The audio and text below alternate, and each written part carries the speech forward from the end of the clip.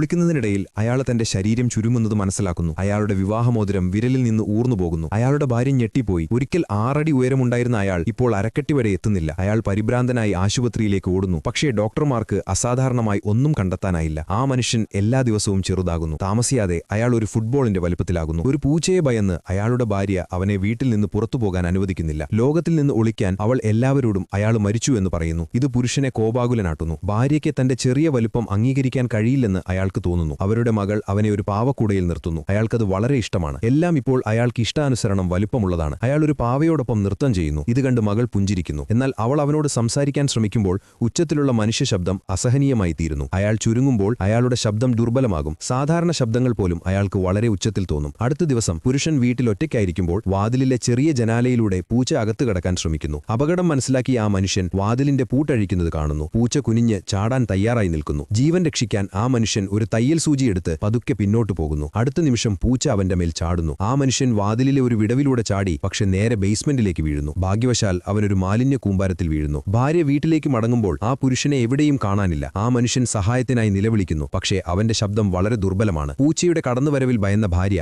അവനെ കാണാൻ കഴിയുന്നില്ല. അവൾ ബേസ്മെന്റിൽ നിന്ന് പുറത്തേക്ക് പോകുന്നു. ഇപ്പോൾ പുരുഷന് പടികൾ കയറാൻ കഴിയില്ല. അവനൊരു ചെറിയ ചോക്ക് കഷ്ണം കണ്ടെത്തി ആരും കാണാത്ത വിധം നിലത്ത് തന്റെ പേരെഴുതുന്നു. ഒരു മെറ്റപ്പെട്ടിയിൽ നിന്ന് അവനൊരു ചെറിയ അഭയമുണ്ടാക്കുന്നു. കാരണം ഇപ്പോൾ ഒരു ചെറിയ പ്രാണി പോലും അവന്റെ മരണ കാരണമാകാം.